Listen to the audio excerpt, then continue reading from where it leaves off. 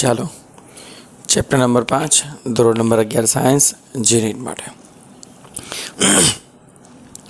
ગયા લેક્ચરમાં આપણે જીનીટના ફ્રી બોડી ડાયાગ્રામની ચર્ચા કરી હતી, ઢાળવાળા પ્રશ્નો અને સમતલ રસ્તા પર રહેલા બ્લોક માટે. આજે આપણે ગયા વખતે એક બ્લોકની વાત કરી હતી. હવે આપણે 2 બ્લોકનું તંત્ર, 3 બ્લોકનું તંત્ર અને 2 બ્લોકને દોરી વડે બાંધવાના અને 3 બ્લોકને દોરી વડે બાંધો અને 2 બ્લોકને લટકતા તંત્ર માટે આવી રીતે અલગ અલગ વેરી મોસ્ટ ટાઈમ કન્સેપ્ટની ચર્ચા કરી છે બોર્ડ ઉપર. એ તમારે ખાસ ખૂબ જ ધ્યાનથી સમજવાની છે. મિકેનિક્સ માટે ખાસ જીનીટ માટે મિકેનિક્સ માટે ફરીથી કહું છું, ચેપ્ટર નંબર 4, 5, 6 મિકેનિક્સ માટે અતિ આઈએમપી ખાસ. તો પહેલો પોઈન્ટ છે સંપર્કમાં રહેલા બે પદાર્થો માટે. તો જ્યારે 2 પદાર્થો એકબીજાના સંપર્કમાં રહેલા હોય અને આપણે કોઈ એક પદાર્થને બળ આપીએ તો ખસવાના બંને પદાર્થો પણ જે બ્લોકને બળ આપો છો એ બ્લોકને બળ પૂરેપૂરું મળે, પણ તેની સાથે સંપર્કમાં રહેલો કોઈ બીજો બ્લોક છે એમાં બળનું મૂલ્ય કંઈક ફેરફાર થાય. એને આપણે આજે વિચારવાનો છે ખાસ ધ્યાનથી. રેડી? તો આપણે અહીંયા બળ M1 વાળા બ્લોકને આપીએ છીએ. M1 અને M2 એકબીજાના સંપર્કમાં છે. અહીંયા M1 અને M2 બંને એકબીજાના સંપર્કમાં છે. અહીંયા આટલામાં.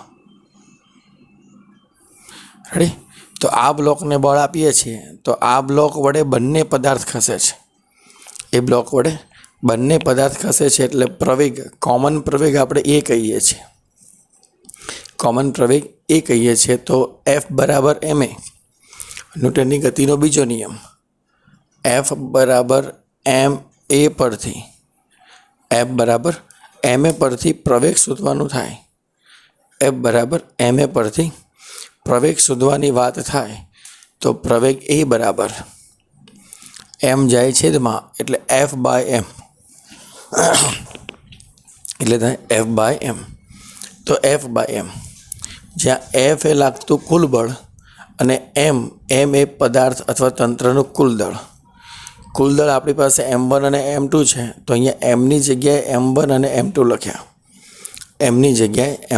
M2 લખ્યા. ઓકે, આ થયો તંત્રનો કુલ પ્રવેગ. M1 વાળા બ્લોકને ધક્કો મારો અને બંને ખસે તો બંનેનો કોમન પ્રવેગ કેટલો? તો કોમન પ્રવેગ આટલો. ઓકે, હવે આગળનો પોઈન્ટ છે આ M1 વાળા પદાર્થને કેટલું બળ મળે. તો M1 વાળા પદાર્થને મળતું બળ F જે આપણે આપીએ છીએ પૂરેપૂરું મળે. ડાયવર્ટ થાય M2માં. તો M2 વાળા પદાર્થને બળ કેટલું મળે? તો M2 વાળા પદાર્થ પર લાગતું બળ F2 જે પદાર્થની વાત કરો, જ્યાં બળ આપો છો એના પછી જે પદાર્થની વાત કરો એ પદાર્થનું દળ લેવાનું અને કુલ બળ લેવાનું. કુલ બળ અથવા કુલ પ્રવેગ એટલે F2 બરાબર M2A થાય. F2 બરાબર M2Aમાં એ શું છે? તો તંત્રનો પ્રવેગ. એટલે F/m1 + m2. એટલે સૂત્ર થાય M2A બરાબર F/m1 + m2. આ થાય 2 પદાર્થો એકબીજાના સંપર્કમાં હોય ત્યારે. આમાં તમારે ફ્રી બોડી ડાયાગ્રામની જરૂર પડશે નહીં. આ ડાયરેક્ટ શોર્ટકટથી કરેલું છે. આ જ ટેકનિક યાદ રાખવાની થાય. જ્યાં ફ્રી બોડી ડાયાગ્રામનો ઉપયોગ કરવો જ પડશે ત્યાં તમને શીખવાડશું. ઓકે, હવે 3 પદાર્થો એકબીજાના સંપર્કમાં હોય ત્યારે શું થાય? તો આ પદાર્થ M1 વાળા પદાર્થને ધક્કો મારો તો 3 એ પ્રવેગથી ખસે. તો M1, M2, M3 3 એ પ્રવેગથી ખસે એટલે કોમન પ્રવેગ F = ma. તો A બરાબર F/m. તો છેદમાં m એટલે તંત્રનો કુલ દળ આપણી પાસે M1 + M2 + M3 છે. તો F/m1 + M2 + M3. ઓકે, હવે આ પહેલા બ્લોક પર આ F બળ લાગે છે. તો જે બળનું મૂલ્ય આપો છો એ બળનું મૂલ્ય M1 પર F હવે આપણે M2 વાળા પદાર્થની વાત કરીએ છીએ.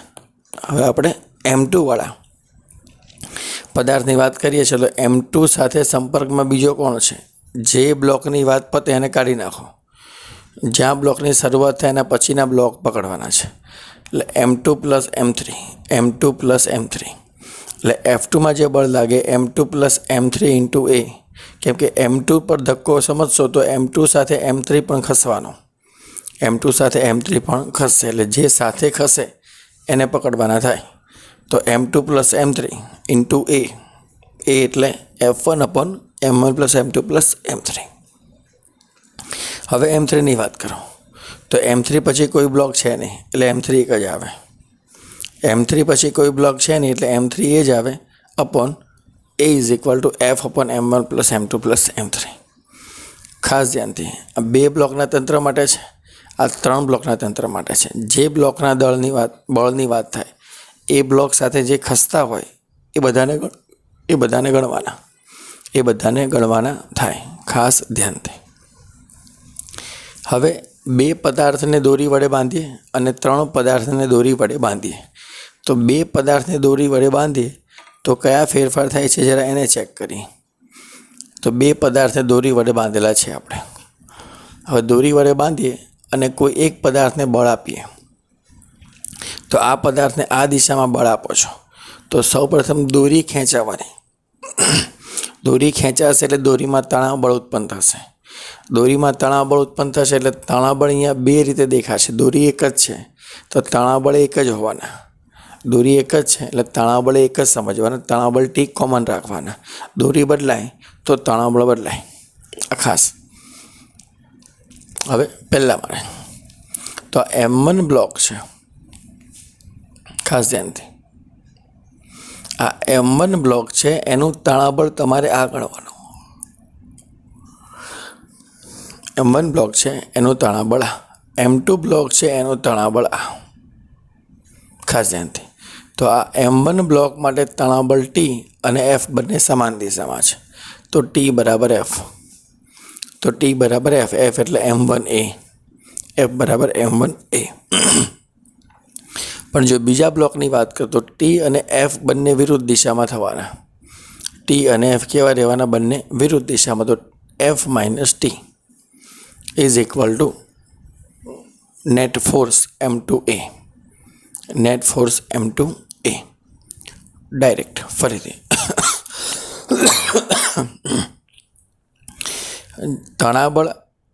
તણાબળ તમારે એ પદાર્થથી દૂરની દિશામાં એટલે કે આધાર તરફ ગણવાનો. એટલે આ M1 વાળા પદાર્થને અહીંયા બાંધ્યો કહેવાય અને M2 વાળા પદાર્થને અહીંયા બાંધ્યો કહેવાય. એટલે જ્યાં બાંધેલો હોય, જ્યાં આધાર હોય એ તરફ તમારે તણાવ બળનો ઘટક સમજવાનો. એટલે અહીંયા બંને સમાન દિશામાં છે એટલે બંને સરખા છે. અહીંયા બંને વિરુદ્ધ દિશામાં છે એટલે તણાવ બળનો ઘટક બદલાઈ જશે. F minus T is equal two M2A. બંનેને સોલ્વ કરો તો સાદુરૂપ મળે છે F upon M1 plus M2. F upon M1 plus M2. ખાસ ધ્યાનથી. હવે આપણે જઈ રહ્યા છીએ M1 પર લાગતું સંપર્ક બળ. M1 પર લાગતું બળ. હવે M1 પર બળ લાગે એટલે તમે ખેંચો છો કોને? M2ને. બળ ક્યાં લાગે છે? M2 પર. બળ ક્યાં લાગે છે? M2 પર. અને M2 પર લાગતું સંપર્ક બળ. તો M2 પર લાગતું સંપર્ક બળ એટલે ખેંચાય છે કોણ? M1. ખેંચાય છે કોણ? M1. એટલે આપણે ખાસ જો M1 પર લાગતું સંપર્ક બળની વાત કરીએ તો M2 વડે આ ખેંચાવાનું. M2 વડે આ ખેંચાવાનું. રેડી? તો M1 into A. M1 into A અને F2 બરાબર F બીજા પદાર્થ પર. એટલે આ બેનો સરવાળો કરીને સાદુરૂપ આપવાનું થાય. એટલે F બરાબર MA. F બરાબર MA. એમાં M1 upon A upon M1 into A. તો M1 into F upon M1 plus M2. અથવા સાદી ભાષામાં F2 પર આ F બળ લાગે છે તો સીધું F લખી નાખો. અને આના પર લાગતું બળ ચેક કરવું છે તો આને ખેંચવાનું છે તમારે. એટલે M2 upon M1 plus M2. ટૂંકમાં આના પર બળ વધારે લાગશે અને આના પર બળ ઓછું થશે. એ ઓછું થશે એટલે કંઈક કિંમત ભાગાકારમાં આવે. આ ખાસ સેમ ટુ સેમ એવું 3 પદાર્થોના તંત્ર માટે સેમ ટુ સેમ 3 પદાર્થોના તંત્ર માટે M1, M2, M3 3 પદાર્થો મૂકેલા છે. રેડી? ઓકે. આના પર લાગતું બળ F2, આના પર લાગતું બળ F3, આના પર લાગતું બળ F1 બરાબર F. ટોટલ પ્રવેગ F બરાબર ma પરથી ટોટલ પ્રવેગ F બરાબર ma પરથી તો A બરાબર F upon M1 plus M2 plus M3. M1 પર લાગતું બળ એટલે આ પોતે એટલે F. રેડી? M2 પર લાગતું બળ એટલે આપણે વાત કરીએ M2 થી બધા લેવાના એટલે M2 plus M3 by M1 plus M2 plus M3. M3 પર લાગતું બળ તો ખાલી આ એક જ છે એટલે અહીંયા તમારે M1 આવે લખવામાં થોડી મિસ્ટેક છે. તો M3 પર લાગતું બળ એટલે M3 ખસવાનું તો M3 into F upon M1 plus M2 plus M3. આ બળ કંઈક આવું થવાનું M2 plus M3 into A. F2 છે ને એ M2 plus M3 into A થવાનો અને આ થવાનો M3 ઇન્ટુ A. પછી એની કિંમત મૂકવાની એની કિંમત આવી રહી. તો આ છે 2 પદાર્થો સંપર્કમાં હોય 3 પદાર્થો સંપર્કમાં હોય 2 પદાર્થો દોરી વડે બાંધેલા હોય અને 3 પદાર્થો દોરી વડે બાંધેલા હોય તો ફ્રી બોડી ડાયાગ્રામ પરથી સેટ થાય છે ડાયરેક્ટ આ સૂત્ર. તો ડાયરેક્ટ આ સૂત્ર તમારે ખાસ યાદ રાખવાના છે. બધા ખાસ યાદ રાખવાના છે, ભૂલાય નહીં. હવે આગળ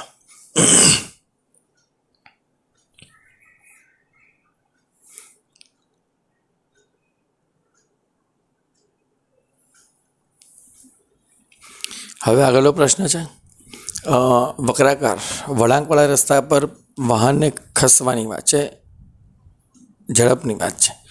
તો કોઈ વાહન ગતિ કરે છે અને વળાંક લેવો છે તો આપણને ખબર છે કે વળાંક આમ શોર્ટ ટર્ન મારશો તો સ્પીડ ઓછી કરવી પડશે, લોંગ ટર્ન મારશો તો સ્પીડ વધારે હોય તો ચાલશે.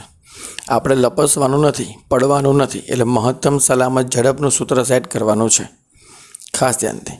તો પહેલું છે થીટા ઢોળાવાળા વક્રાકાર રસ્તા પર, એટલે રસ્તો સમતલ નથી, વળવાનું તો છે જ પણ રસ્તો આમ ઢોળાવાળો છે. એટલે લગભગ પર્વત પર ચડીએ ત્યારે ઢોળાવ આવો આ રીતે ગોઠવેલો હોય, ખીણ બાજુનો ભાગ ઊંચો હોય અને પર્વત બાજુનો ભાગ આવી રીતે વળાંકવાળો હોય, જેના કારણે તમારા વાહન અને રસ્તા વચ્ચેનો સંપર્ક વધારે જળવાઈ રહે. ખાસ ધ્યાનથી જો આમ હોય તો સંપર્ક વધારે જળવાય રહીને શાંતિ તમે નીચે ઉતરી જાઓ. આપણે નીચે ઉતરવાનું નથી, આપણે આગળ જવાનું છે. તો આવી રીતે ઢોળાવાળા રસ્તા પર વળવાનું છે. તો એના માટે મહત્તમ સલામત ઝડપનું સૂત્ર છે RG μs tan θ minus 1 minus μs tan θ, μs plus tan θ 1 minus μs tan θ. એમાં R એ વળાંકની ત્રિજ્યા છે, વક્રાકાર માર્ગની ત્રિજ્યા છે. μs એ વાહન અને સપાટી વચ્ચેનો ઘર્ષણાંક છે, રસ્તા વચ્ચેનો ઘર્ષણાંક છે. tan θ એ ઢોળાવ છે, કેટલો ઢોળાવ આપણને આપેલો છે તે, કેટલો વક્રાકાર માર્ગ ઢોળાવમાં છે તે. હવે આના કિસ્સા છે. પહેલો કિસ્સો એવો છે કે જો ઢોળાવ ન હોય એટલે કે રસ્તો સમતલ હોય, સમતલ રસ્તામાં વળવાનો. કયા રસ્તામાં? સમતલ રસ્તામાં. તો ઢોળાવ 0 છે તો અહીંયા tan 0 મૂકી દો, જવાબ આવે RG ઇન્ટુ મ્યુ. જવાબ આવે મ્યુ RG. જો અહીંયા ચેક કરો, જેટલી વક્રાકાર માર્ગની ત્રિજ્યા વધારે એટલો વેગ વધારે રાખી શકાય. એટલે તમારે લોંગ ટર્ન કાપવો છે તો સ્પીડ વધારે રાખી શકો, શોર્ટ ટર્ન કાપવો છે તો સ્પીડ ઓછી કરીને જ વાહન ચલાવવું પડે, નહીંતર તમે એ જ ઢોળાવમાં ઢોળાઈ જશો. પણ આપણે ઢોળાવવાનું છે નહીં, આપણે જવાનું છે આગળ. બીજું ઘર્ષણાંક એટલે ઘર્ષણ બળનો અચળાંક. જો ઘર્ષણ બળનો અચળાંક વધારે હશે એટલે ઘર્ષણ બળ વધારે હશે. ઘર્ષણ બળ વધારે હશે તો સ્પીડ તમે આરામથી વધારે રાખી શકશો. રેડી? એનો મતલબ ખરબચડો રસ્તો હોય તો તમે આરામથી ફાસ્ટ જઈ શકો છો, અને લીસો રસ્તો હોય તો એકદમ ધીમે ધીમે જવાનું, મહેરબાની કરીને. જો લીસા રસ્તા પર ફાસ્ટ જવાનો પ્રયત્ન કર્યો તો તમે પહેલાં હતા ને પછી નહોતા, એટલે તમે હતા નહોતા થઈ જશો. રેડી? એટલે એવું આપણે કરવાનું છે નહીં. ઓકે, ઘર્ષણ બળ. ઓકે, હવે માની લો કે ઘર્ષણ બળ નથી, રસ્તો લીસો છે, એકદમ સમતલ તો છે જ, વત્તા લીસો છે, તો V0 બરાબર RG tan થીટા. અહીંયા મ્યુએસ તમે 0 લખી નાખો, મ્યુએસની કિંમત 0 લખી નાખો, એટલે આ 0 એટલે tan થીટા, 1 - 0 એટલે 1, એટલે RG tan થીટા. આ લીસા રસ્તા પર શાંતિથી જવાની વાત, ઢોળાવાળો ખરો પણ લીસો, ઢોળાવાળો ખરો પણ લીસો એવા રસ્તા પર શાંતિથી જવાની વાત, એટલે કે VO ઓપ્ટિમમ ઝડપ. ઓપ્ટિમમ ઝડપને યથેષ્ટ ઝડપ કહે છે. શું કહેવાય છે? યથેષ્ટ ઝડપ. સાદો. ઓકે, તો આ છે વક્રાકાર રસ્તા અથવા ઢોળાવાળા રસ્તા પર ગતિ કરવાની વાત. રેડી? મહત્તમ સલામત ઝડપની વાત. હવે ગરગડીના તંત્ર માટે, ગરગડીના તંત્ર માટે આપણે એક લટકતા બે પદાર્થોની વાત છે. અહીંયા બે બાજુમાં મૂકેલા પદાર્થો છે, અહીંયા બાંધેલા પદાર્થો છે, અહીંયા લટકતા પદાર્થો છે. એટલે બાજુમાં મૂકેલા પદાર્થો, બાંધેલા પદાર્થો, લટકતા પદાર્થો, એના તંત્ર માટે. તો બે પદાર્થો છે, આ પદાર્થ M1 છે, આ પદાર્થ M2 છે. એકદમ શોર્ટકટથી ખાસ ધ્યાન રાખવાનું છે. બે પદાર્થો M1 અને M2 આપેલા છે. અહીંયા M1 પદાર્થ નીચે તરફ છે, M2 પદાર્થ ઉપર તરફ છે. એટલે સમજવાનું કે M1નું દળ વધારે છે M2 કરતાં, એટલે જેનું દળ વધારે હોય એ વધારે નીચે લટકે. ઓકે, હવે M2 વાળો પદાર્થ ઉપર તરફ જાય છે, એટલે એ પ્રવેગ ઉપર તરફ છે, અને M1 વાળો પદાર્થ નીચે તરફ જાય છે, એટલે એ પ્રવેગ નીચે તરફ છે. દોરી આખી એક જ છે, એટલે તણાબળ એના કોમન, પણ તણાબળ મેં તમને કીધું એ પ્રમાણે ક્યાંથી ક્યાં લેવાના, જ્યાંથી અહીંયા M1 પદાર્થને અહીંયા બાંધ્યો છે એટલે આ દિશામાં, તો આને ઉપર તરફ લેવાનો અને આને પણ ઉપર તરફ, બંને અહીંયા બાંધેલા છે એવું સમજવાનું. બંનેના આધાર ક્યાં છે? અહીંયા છે એવું સમજવાનું. અરે બ્લોકથી દૂરની દિશામાં એમ પણ કહેવાય, જે બ્લોકને બાંધવાનો છે એ બ્લોકથી દૂરની દિશામાં, તો પણ તણાબળ તમે સેટ કરી શકો છો, આધાર તરફ અથવા બ્લોકથી દૂર તરફ. ઓકે, હવે T1 ઉપર તરફ, T1 ઉપર તરફ. ગઈકાલે ફ્રી બોડી ડાયાગ્રામમાં ભણ્યા mg, વજન બળ ક્યાં લાગે? જમીન તરફ. તો આ M2 પદાર્થનું M2g નીચે તરફ ને M1 પદાર્થનું M1g નીચે તરફ, બંને આ રીતે. ઓકે, હવે આપણે ફ્રી બોડી ડાયાગ્રામ પરથી ચેક કરવાનું છે. મેં તમને કોમન સૂત્ર લખેલું છે, આ એકદમ ધ્યાનથી, વેરી મોસ્ટ MP ટોપિક છે. કોમન સૂત્ર લખેલું છે, ગતિની દિશાનો ઘટક માઇનસ બાકીનો ઘટક is equal to net force. ગતિની દિશાનો ઘટક માઇનસ બાકીનો ઘટક is equal to net force. નેટ ફોર્સમાં M એ જ લખવાનું છે, નેટ ફોર્સમાં M એ લખવાનું. તો આ પોઈન્ટ માટે વાત કરી. આના માટે ગતિ કઈ દિશામાં છે? ઉપર તરફ, તો એનો ઘટક T છે. આ ગતિ ઉપર તરફ છે તો એનો ઘટક T છે, એના સિવાયનો બાકીનો ઘટક M2g છે. તો T - M2g બરાબર MA. તો T - M2g બરાબર MA. ઓકે, હવે અહીંયા ગતિ નીચે તરફ છે, તો ગતિની દિશાનો ઘટક M1g થવાનો, એને બીજો ઘટક T, એનો બીજો ઘટક T. તો M1g - T is equal two MA. તો M1g - T is equal two M1a. અહીંયા T અને અહીંયા T, આ બંને Tને સરખાવો, અથવા સમીકરણ નંબર 1ની કિંમત અહીંયા મૂકી દો, આની કિંમતને ક્યાં મૂકી દો? અહીંયા.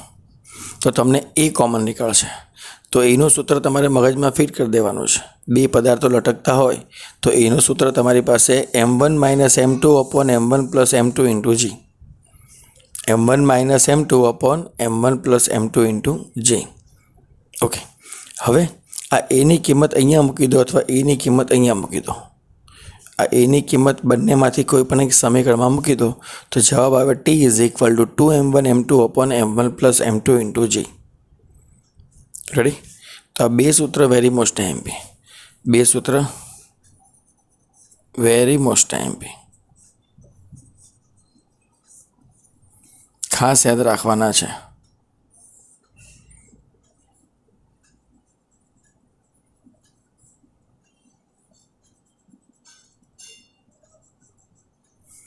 ખાસ. રેડી? તો આ એક બાંધેલા પદાર્થો માટે છે, લટકતા પદાર્થો માટે છે અને સ્થાયી પદાર્થો માટે છે. આ રીતે બે સૂત્ર સેટ કરેલા છે.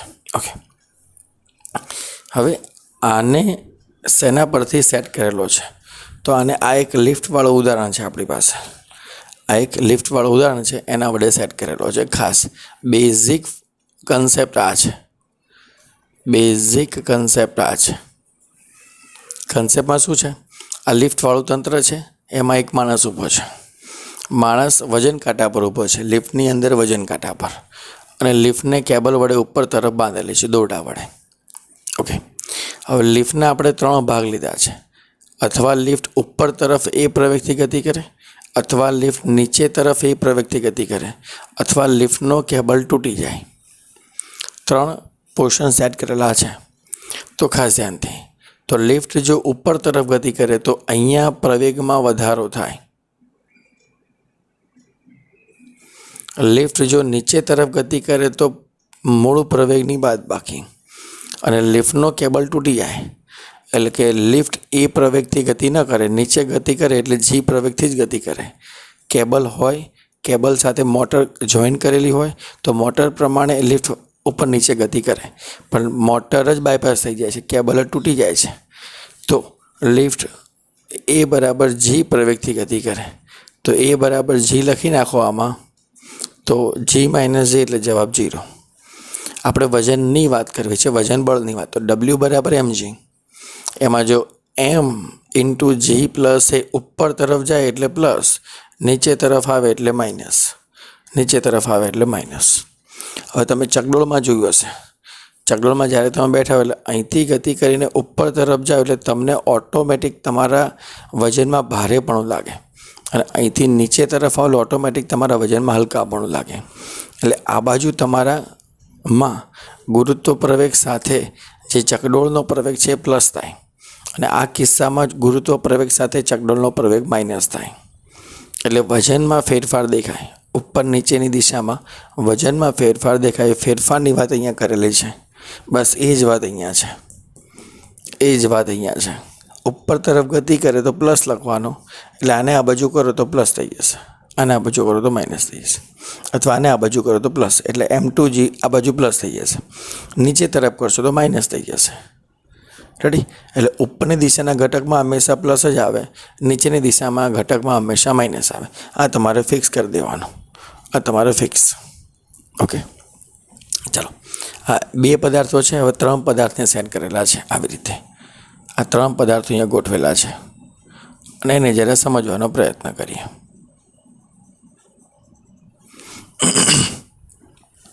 બે કિલોગ્રામ જેટલું સમાન દળ ધરાવતા 3 બ્લોકને આકૃતિમાં દર્શાવ્યા પ્રમાણે એક ગરગડી પરથી પસાર કરતા દોરી વડે લટકાવેલ બ્લોક બી અને સી ને જોડતી રેખા પર તણાબળ શોધવાનું છે.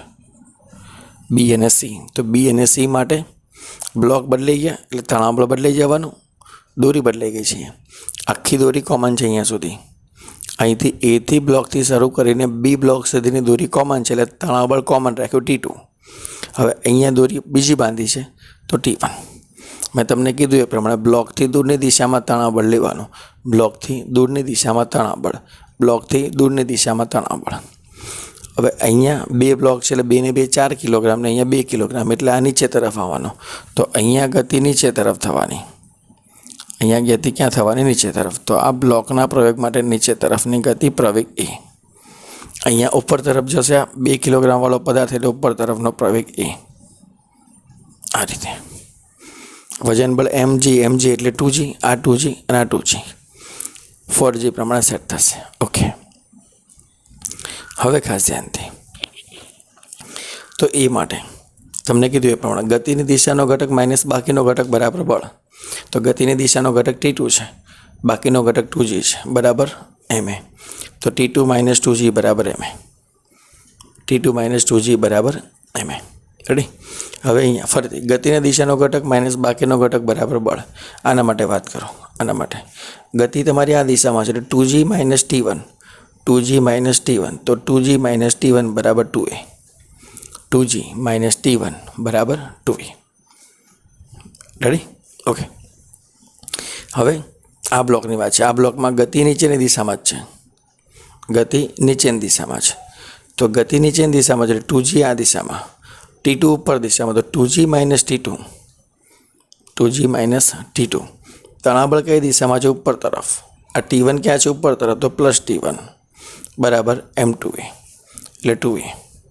રેડી? તો અહીંયા 2 તણાબળની વાત કરી છે, અહીંયા 2 તણાબળની વાત કરી છે. હવે 1 અને 2નો સરવાળો કરો. સમીકરણ નંબર 1 અને 2નો સરવાળો કરો. સાદુરૂપ જ આપવું છે. તો આ 2નો સરવાળો કરો એટલે 2g જતા રહેશે, t2 જતા રહેશે.